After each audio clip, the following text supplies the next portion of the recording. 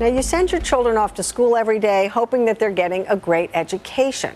But what happens when their school is actually making them sick? A few years ago, I met a family who faced this very scary scenario, and I have to say I have never been able to forget their story. Take a look.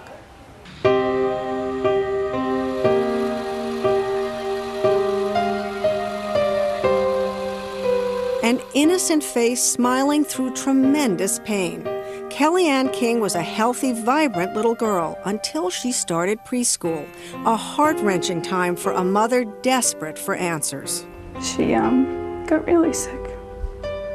She had headaches and sinus infections, chest pains, seizures, and nobody knew what was wrong. She would stand on her bed and she would just scream, you have to help me. Someone has to help me. We couldn't do anything.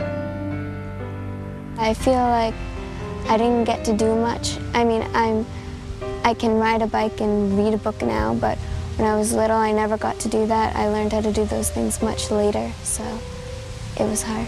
Kellyanne, now 13, was sick throughout most of her early school years. But it wasn't until she was in the first grade that her parents learned the painful truth. There were serious air quality problems in her school that had sickened dozens of students and teachers. I was shocked that the only place I trusted to leave her was what was making her sick.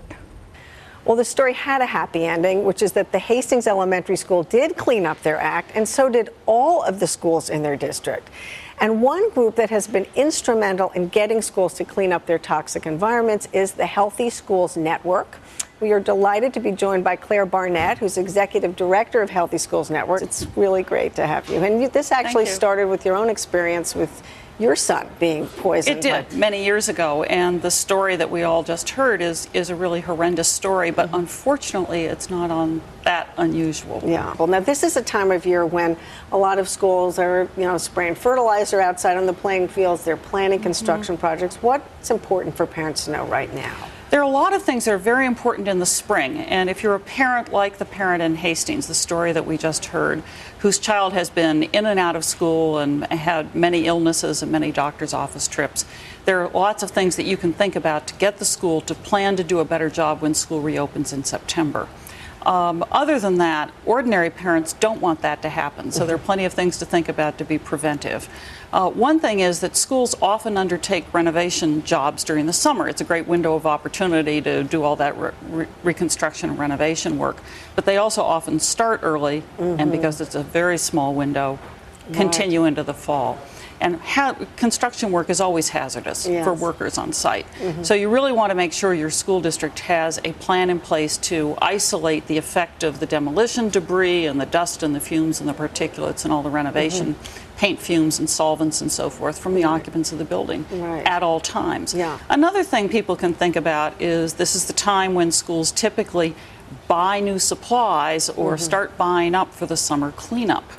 And so one of the things we encourage schools to do, and there are many, many states now considering the same thing, is to phase in the use of certified green cleaning products. There's no reason you have to use conventional, nasty, toxic products around children or staff in these very small contained environments, indoor environments. You also talked about carpeting being something that's really a very... Well, I think a lot of things to think about. This time of year, lots of parents have already been in and out of the building, but they may not have thought about how easy or difficult the building is to keep clean. If a building is fully or largely fully carpeted, that's always a maintenance issue because very, very few schools are sufficiently staffed and equipped to do the kind of daily cleaning that full carpeting requires. So green building experts, healthy building experts really recommend durable, hard surface, easy to maintain flooring and walls. Not carpeting. So if you can get rid of the carpeting. It's very difficult because it's a reservoir for everything that gets tracked into the building or that is spilled there.